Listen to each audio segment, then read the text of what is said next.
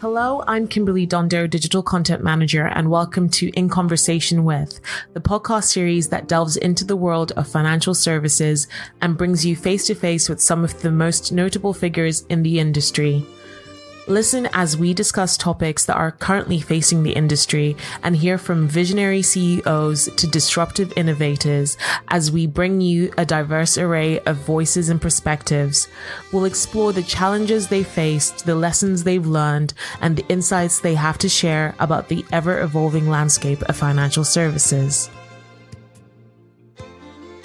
Hi, I'm Lois Vallely, Chief Reporter for Money Marketing, and for this episode I'm joined by Benjamin Mitchell, who is founder of Headsup Wealth. Hi Benjamin, thank you for joining me today. Hi Lois, thank you so much for having me.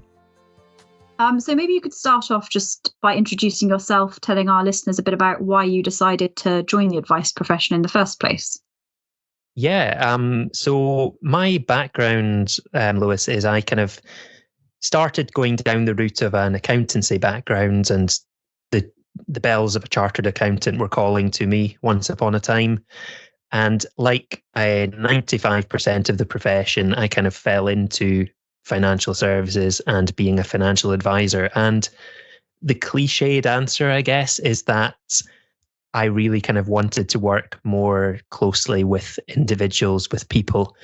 And when I was going down the accountancy route, I kind of found myself sat in the office of an auditor one day and just thought, this is not the calling for me.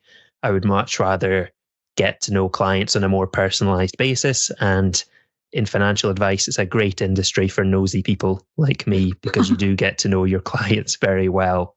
So that's kind of what drew me to it, and part of the reason kind of why I'm sat here today. Perfect. I like that nosy profession. Yeah.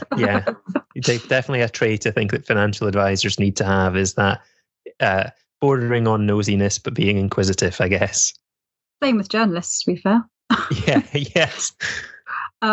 Cool. So I know you've obviously launched your own firm, which I also know is not something that every advisor wants to do. So could you talk to us a bit about why you decided to launch Headsup in the first place?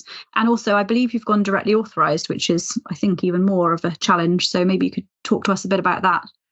Yeah. So the kind of reason I set up the business was twofold: professional life and personal life. It just was the right time for me. So on a kind of personal level, my partner and I, we were planning a bit of a midlife crisis and a 6-month sabbatical around South America. Wow. And professionally, I kind of got to the point in my career where I was really enjoying working with clients, and I just felt like I could give them a better service personally and do things exactly how I would want without a kind of wider corporate agenda above me. Now, as you say, I went directly authorised, and as you know, Lois, that's a bit of a painful process and a very slow process. So being the ever planner, I thought, right, I can make this happen, and that I can hopefully get my application into the FCA. And while it is sitting in limbo with the FCA and their timescales, we can go for a jolly round South America. Mm-hmm. So that's kind of that's what happened, and it was an interesting one, because I remember having all the paperwork ready to go to the FCA before we went on our travels, and from speaking to other people who were directly authorised, there was varying experiences they had. Some had responses from the FCA within 2 to 3 months. Some had 6 to 7, and some were upwards of a year. So I really didn't know how long I was going to be sitting in limbo for. And I remember thinking, I had the panic of the FCA getting in touch with at some point during our travels when I would have close to no internet signal. I remember packing a tie with me on our travels, just in the event that an FCA interview came calling. But without boring you with the details of our travels, everything went to plan. The FCA were, as expected, slow, but perhaps not quite as painful as some of the horror stories I read. And it was kind of roundabout under the 6 months from date of initially applying to them and when I was actually granted approval back in September of last year. Mm-hmm. And I did go directly authorised rather than approaching a network, just because I thought I would prefer to have kind of full ownership over the firm and no no restrictions from a network in terms of the communications that they want to send to a client, etc., etc. Obviously, everything does remain compliant with me, but it's nice to put my slant on it and personalize it in the way that I want to for the firm. So yeah, I kind of bit the bullet and thought, let's go out directly authorized, hope for the best. I know there's some scary statistics out there at the moment with lots of firms getting pushed back. And I know from speaking to fellow people in the industry, having been pushed back, really credible candidates that sadly the FCA didn't authorize. So I was a bit apprehensive, but touch wood, everything came good in the end, and I'm sat here now. Excellent. And how long has the business been going for now then? So we're coming up to about 9 months now.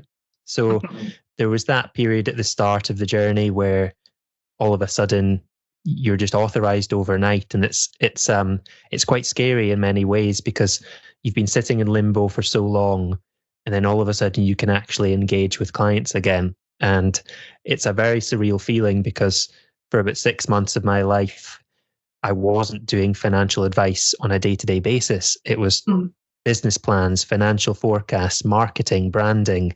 And it was really strange. Overnight, suddenly you have to go back to your day job again. And it does take time just with getting clients onboarded in a slow manner, because I was really, really conscious. I didn't want to rush things with clients who were happy to come on board. I wanted the initial experience to be super positive and enjoyable for them. So it's kind of been the last 6 months just gradually getting clients moved over to the firm, and touch wood, everybody has been very happy so far, and I'm enjoying it, which is the main thing for advisors out there. Yeah, definitely. And I do like a good name story. I think I put this in a feature that I wrote a while ago, but if you could just tell us the thinking behind the name Headsup Wealth. Yeah, so I was really quite keen from the outset not to be another vanilla IFA with a corporate logo. I really wanted to do something that was a bit more personable, that people would resonate with and think, yeah, this looks like somebody I would actually enjoy dealing with, and telling them my apprehensions, my insecurities, and everything about my financial life ultimately. So I wanted the firm to be professional, but also enjoyable to work with. So landed on the name Headsup Wealth primarily for two reasons. One, that's ultimately what we're doing as financial advisors, is we're giving you a heads up on money. We're telling you this is the financial, personal finance arena.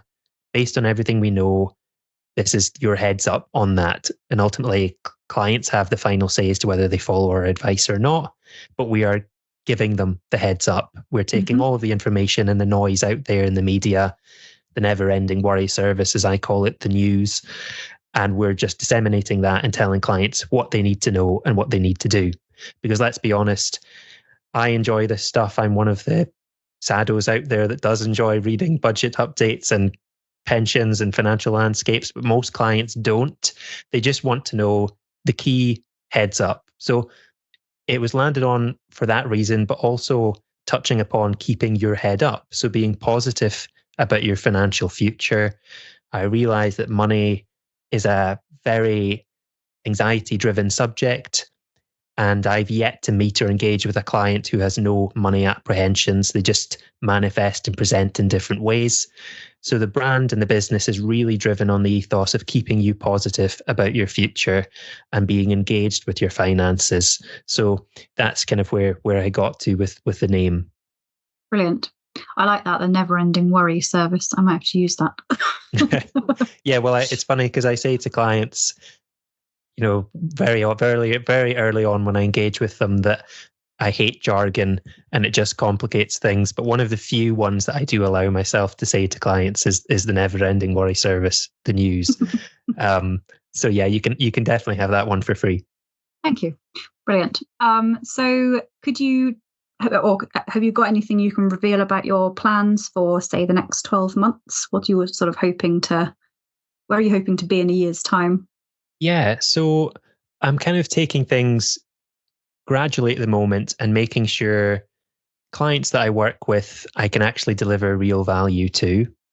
So I'm trying to not spread myself too thin or be everything to everyone, if that makes sense, because I've come from previous firms, and no disrespect to them, but quite often in financial services, an advisor will sit down with a client and they'll say, how can I help you?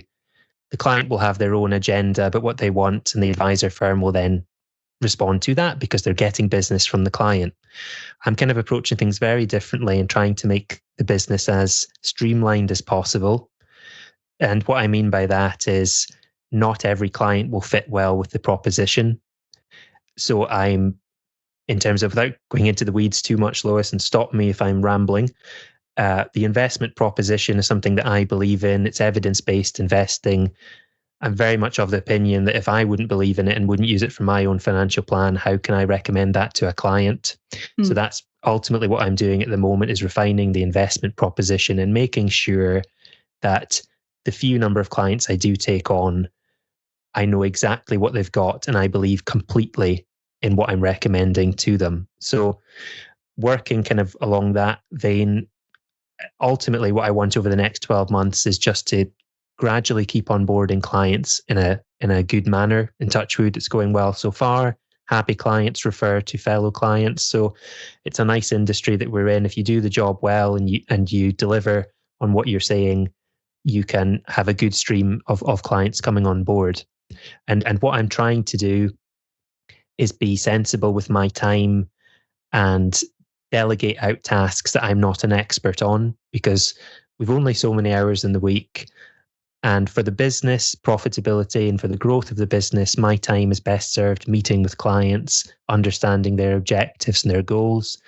So things like power planning, I'm outsourcing that at the moment. And that was a decision I made early on, that I wanted to take away the headache in that regard.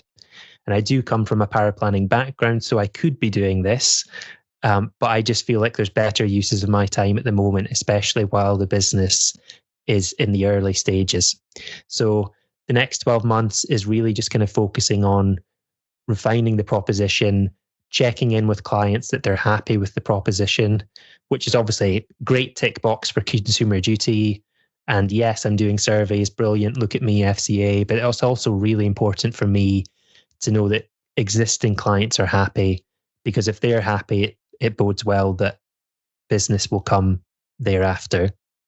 Yeah, definitely. So you're outsourcing power planning. How are you finding sort of balancing running a business with advising then? Because I think you're the only advisor at Headsup, aren't you? Yes, that's right. So,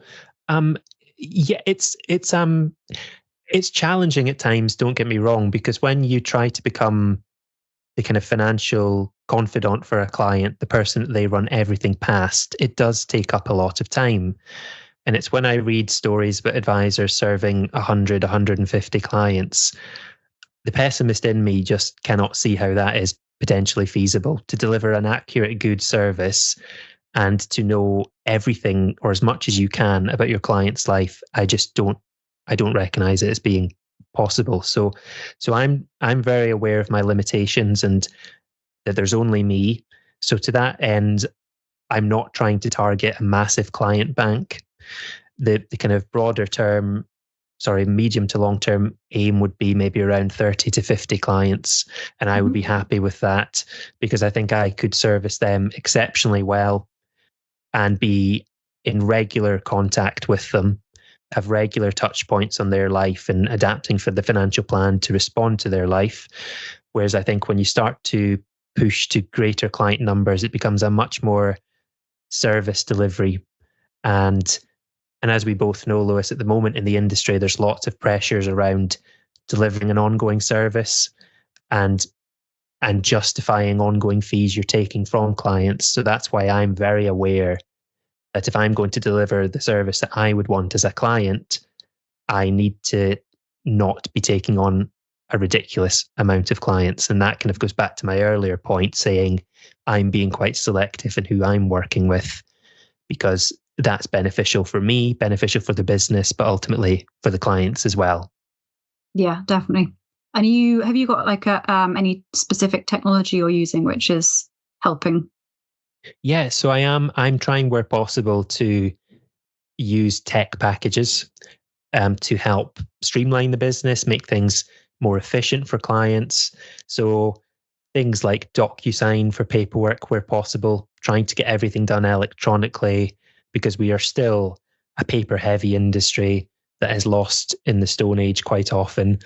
So I'm trying, where possible, to keep things electronic, having client files electronically stored that they can access, rather than inundating them with paperwork that they probably just discard as soon as they get it through the letterbox. So client-facing side of things, trying to be as paper-light as possible. When it comes to the kind of proposition, obviously I'm using cash flow modeling. So I really like Cash Calc because it's got a good way of onboarding clients as well. It's very streamlined. It can get data from clients in a nice way. I like their onboarding tool. So I've been using that. And it's funny because I was saying there before I was directly authorised, I really got lost in the tech bubble at times, and it's challenging. Don't get me wrong. There's lots of great movement in our industry to make financial advice more profitable for advisors, easier to onboard clients, and more enjoyable for clients to engage with.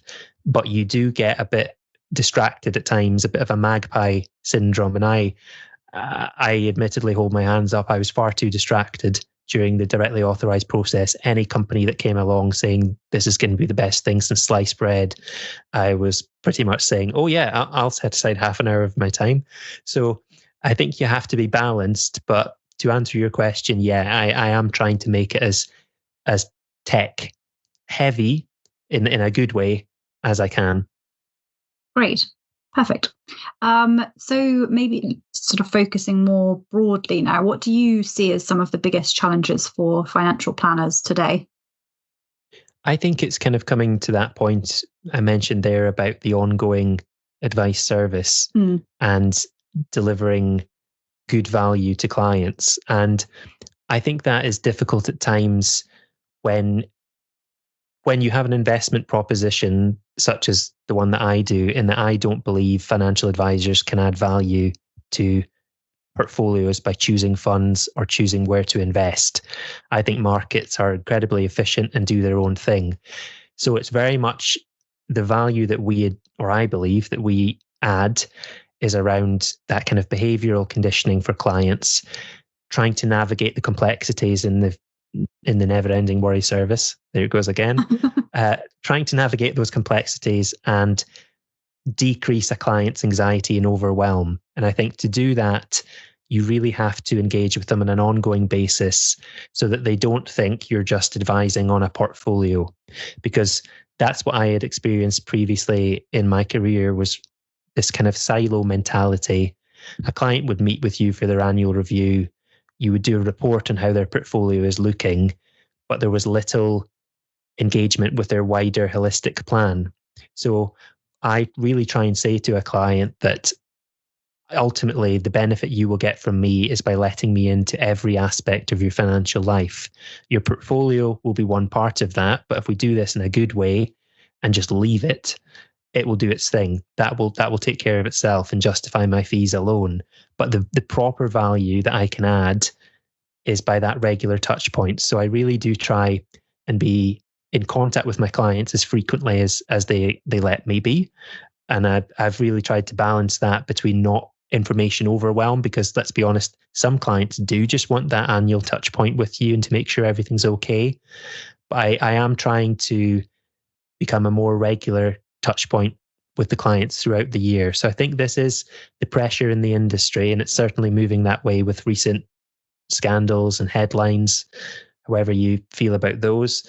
But there is a pressure on us now to actually deliver an ongoing service. And I think that is the challenge that will be interesting to see how that plays out over the next 12 months.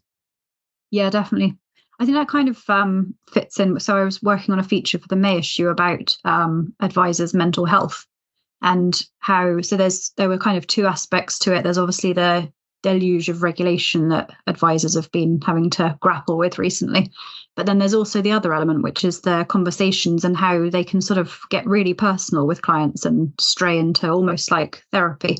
How do you sort of How do you deal with that? Because you're having quite in-depth conversations with your clients. How do you find balancing the sort of, I suppose, financial planning aspect without straying too far into therapy? Yeah, I think that's a really good point. And over time, as you get to that trusted relationship with your clients, they do start to move more into that area because they trust you with the finances and they know you're doing a good job for them. So over time, they do start to divulge parts of their life that you wouldn't have got originally when you had a fact find with them, engaging with them initially. No client, regardless of how nice your website is, how good a communicator you are, is going to tell you their insecurities from day one. It's over time you start to get that information. And you're right, it does naturally sometimes veer away from financial advice and more into that kind of counseling remit. I've had experience of things with relationship breakdowns, bereavements, and ultimately we have to recognize we're not professionals in that regard. And if we do feel uncomfortable and things are moving too far beyond our remit, it's about signposting clients as appropriate. But I think it's a really good point to raise at the moment because obviously vulnerability is a huge topical issue from the FCA down. So there are concerns you have to be documenting this appropriately on your client files. And if there is any kind of vulnerability, how are you amending your service delivery to account for that? So it is, yeah, definitely sometimes I've seen myself thinking, am I in a position to give the best advice here? And you just really have to treat it on a case by case basis, Lois. And if there is any reservations, it's about recognizing the limitations that you have. But it is definitely a growing trend I'm seeing with apprehensions around money and cost of living crises and that kind of thing. So it's a hot area, that's for sure. Yeah, definitely. I did just want to ask you about, because obviously you're a startup, a small advice firm. So what do you have any views on, because obviously consolidation is a big trend that's always ongoing in the advice space. Do you have any views on where it's going and sort of whether it's not quite right to say whether you think it's a good thing or a bad thing, but what are your views on consolidation in advice? Yeah, I think, generally, as with any kind of consolidation, if it's reducing the amount of firms in the industry, it could be a negative thing because it then becomes slightly monopolized. My personal view is that there will always be a space for small advice firms out there. And I think it's purely because of the nature of money being a personal, emotive subject that people like to chat with people about. So what I'm kind of getting at is I really try to get to a point with my clients where I'm their trusted advisor and they pick up the phone to me whenever there's anything about money that they've got a concern, or if they've read something that's concerning, even if it's not related to their portfolio that I'm managing, I still want them to pick up the phone. And I think when you get to larger outfits where a client has to be passed from the front of house servicing team to a processing team who will then leave a note with their advisor, I just don't see that gets the level of client experience that the smaller firms get. So I'm really proud to be a small firm. And I think, selling money marketing here is that we did an article recently around the fact that if you're a small player, don't perceive that as a weakness. It's actually a strength. And when you're comparing yourself to some of the bigger firms out there, they've got their targets, their overheads, their sales agendas. You don't have a lot of that. And I think that is a massive USP because people buy from people ultimately. And when you're a smaller firm who knows the ins and outs of your client's life and they start to know the ins and outs of your life, I think that's a huge, huge opportunity for advisors out there. Yeah, definitely. I love talking to startup advice firms. It's my favorite thing to do. Yeah. Very inspiring. This conversation aside. This conversation aside, this one's really boring. Yes. No, it's not boring at all. Yeah. It's great. Great. Okay. So I think that's probably we're approaching the end of our time, but I did just want to ask you before we leave, is there one piece of advice that you'd give to someone looking to launch their own advice business? Or it can be more than one. Yeah. The general thing I would say is around there's never a perfect time to do this, and you will never have all the answers. Your client onboarding process will never be flawless. Your investment proposition will never be without its faults. And at times I started to become a bit crippled by indecision and not having everything perfectly in place and everything exactly where I would want it to be. But my words of advice are just to go for it. If you have conviction in your ability to do this, if you know that you can be a self-starter and you're actually engaged and want to grow the business, just go for it. There's not going to be a perfect time. You're going to be refining the proposition every day. Again, it sounds cliched, but every day really is a school day at the moment for me, because you get pulled into areas that you're not an expert on. Like I said, financial advice, that's what I've got the qualifications to do and what I enjoy doing.